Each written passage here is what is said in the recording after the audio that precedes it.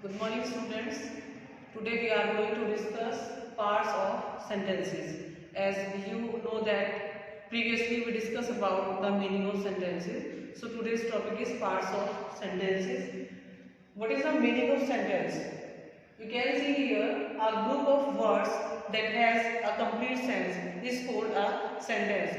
It means कि हम कहना चाहते हैं कि जो वर्ड्स का जो ग्रुप होता है, एक ऐसा ग्रुप जो मीनिंगफुल हो, जिससे हमें मीनिंग की क्लैरिटी हो रही हो, उसको हम सेंटेंस बोलते हैं। अगर हम जो हमारा सेंटेंस है, जैसे एग्जांपल आप देखते हैं, Sita reads a book. Sita एक किताब पढ़ती है। This is a meaningful group of words. तो यहाँ से हमें एक मीनिंग क्लियर हो रहा है कि सीता किताब पढ़ती है। लेकिन अगर हम इसको ये कहें रीड बुक सीता, तो हमें कोई मीनिंग इससे बिल्कुल भी क्लियर नहीं है। तो वर्ड्स का एक ऐसा ग्रुप जिससे हमें कोई मीनिंग क्लियर होता हो, जिससे हमें कोई मैसेज कन्वे हो रहा हो, तो उसको हम बोलते हैं कि ये ग्रुप ऑफ वर्ड्स है। अब फर्दर हम देखते हैं पार्ट्स ऑफ सेंटेंसेस, क्योंकि आज का हमारा topic he parts of sentences है।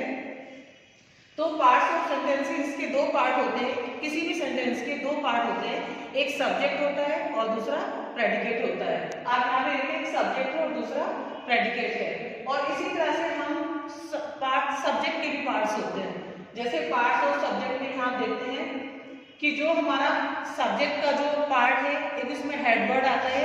हेड वर्ड क्या हम उसको बोलते हैं, मैन वर्ड भी बोल सकते हैं। जैसे एग्जांपल यहाँ पे लिखा हुआ है एन ओल्ड मैन सिंग्स। तो ये हमारा जो मैन है, मैन क्या है इसमें, ये एक हेड वर्ड है या एक मुख्य शब्द है। और इसके एन और ओल्ड, ये हम फर्दर अभी मैं आपसे डिस्कस करूंगी कि इनको हम क्या बोलेंगे, एन और ओल्ड को क्या बोलेंगे। लेकिन यहाँ पे गौर करने वाली बात ये है कि जो हमारा मैन जो है, ये हमारा एक मैन वर्ड है, यानी एक मुख्य शब्द है। इसी तरह से हमारा जो पार्ट्स ऑफ सब्जेक्ट में अभी मैंने आपको बताया कि एक तो हमारा होता है हेड वर्ड या मैन वर्ड, और दूसरा होता है हमारा क्वालिफायर। क्वालिफायर तीन तरह के होते हैं क्वालिफायर। एक होता है डेटरमिनर। डेटरमिनर जिसको हम बोलते हैं जैसे a an the his her their its etcetera. तो ये हमारे डेटरमिनर होते हैं। और इसके अलावा हमारा दूसरा होता है क्वालिफायर एडजेक्टिव।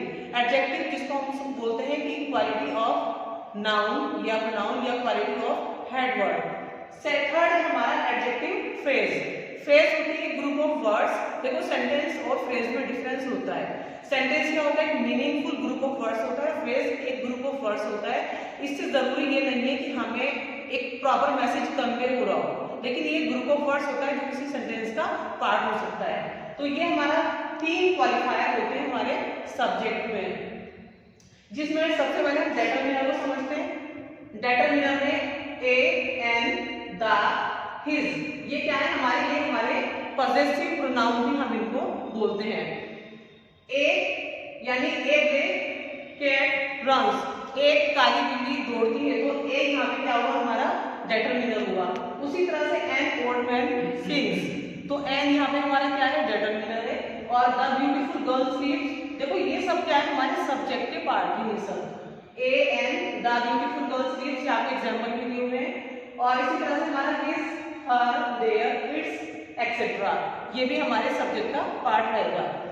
उसी तरह से हमारे एडजेक्टिव है। जैसे एडजेक्टिव क्या है, क्वालिटी ऑफ हेड वर्ड या मैन वर्ड, जिसको हम कह सकते हैं। एग्जांपल आप देख सकते हैं जैसे ब्लैक, ओल्ड, ब्यूटीफुल एक्सेट्रा, ये सब क्या होती है, क्वालिटी ऑफ हेड वर्ड या quality of noun. Adjective phrase होती है। जैसे एडजेक्टिव फ्रेज अभी मैंने आपको बताया ग्रुप ऑफ वर्ड्स होता है, लेकिन सेंटेंस और इसमें डिफरेंस होता है फ्रेज में। आप यहाँ पे देख सकते हैं स्टैंडिंग इन द कॉर्नर या फिर लिविंग इन दिल्ली, ये क्या है, फ्रेज है, ग्रुप ऑफ वर्ड्स है, लेकिन इससे हमें मीनिंग क्लियर नहीं हो रहा है। Who is standing in the corner, we don't know, हमें नहीं पता कि कॉर्नर में कौन खड़ा है। Living in Delhi, living in Delhi group of words है, बट कौन रहता है दिल्ली में, this is not clear, the meaning is not clear. तो यहाँ पर हम एग्जाम्पल देखते हैं, the old man standing in the corner, the old man standing in the corner, my Elder brother, my elder sister living in Delhi. तो आगे इसका sentence का एक पार्ट और रहेगा, बट अगर हम इसको देखें तो ये हमारे पूरा सब्जेक्ट भी हो सकता है। तो इसके आगे हमारे दो तीन पॉइंट्स और रहेंगे, तो हम नेक्स्ट वीडियो में इसको डेफिनेटली क्लियर करेंगे। Thank you. देखिए स्टूडेंट्स, तो अभी हम बात करेंगे सब्जेक्ट एंड प्रेडिकेट की। तो अभी मैंने आपको बताया था फ्रेज क्या होता है। तो फ्रेज एक ग्रुप ऑफ वर्ड्स होता है जिसको हम इस एग्जांपल से समझ सकते हैं। स्टैंडिंग इन द कॉर्नर और लिविंग इन दिल्ली, ये दोनों क्या है हमारे फ्रेज है और ग्रुप ऑफ वर्ड्स भी हैं। अब मैं आपको ये दो सेंटेंसेस एग्जांपल के तौर पे इसलिए दिखा रही हूँ कि ताकि आपको ये क्लियर हो जाए कि सब्जेक्ट क्या है और प्रेडिकेट क्या है। आप ये एग्जांपल देखें आप, तो यहाँ पे लिखा हुआ है the old man standing in the corner is an honest man, या हम कुछ भी कह सकते हैं, इसके बाद हम ये भी कह सकते हैं the old man standing in the corner is wasting his money. तो इस तरह से हमारा जो वर्ब से पहले का जो पार्ट है हमारा, ये हमारा सब्जेक्ट है। और देखो ये जरूरी नहीं होता कि सब्जेक्ट हमारा एक ही शब्द का होगा, सब्जेक्ट हमारा एक शब्द का भी हो सकता है, एक से अधिक शब्द का भी हो सकता है, जिसको अभी हमने यहाँ से समझा है कि हमारे सब्जेक्ट के पार्ट होते हैं। वर्ड भी हो सकता है, क्वालिफायर भी हो सकता है, और क्वालिफायर में आपके डिटरमिनर भी हो सकते हैं, एडजेक्टिव भी हो सकता है, और एडजेक्टिव फ्रेज भी आपके सब्जेक्ट का पार्ट हो सकती है। क्लियर? अब इसमें आप देखते हैं यहाँ पे मैं आपको एग्जांपल दी है, तो दूसरा एग्जांपल आप देख सकते हैं, my elder sister living in Delhi is loving to me. तो ये हमारा पूरा क्या है, यहाँ पे हमारा सब्जेक्ट है।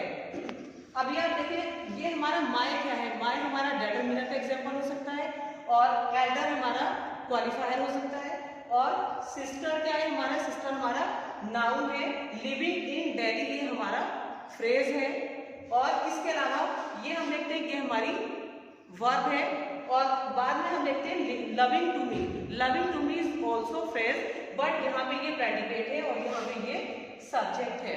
तो इस तरीके से हम देखते हैं कि हमारे किसी भी सेंटेंस के दो पार्ट होते हैं, एक सब्जेक्ट होता है और दूसरा प्रेडिकेट होता है। Thank you.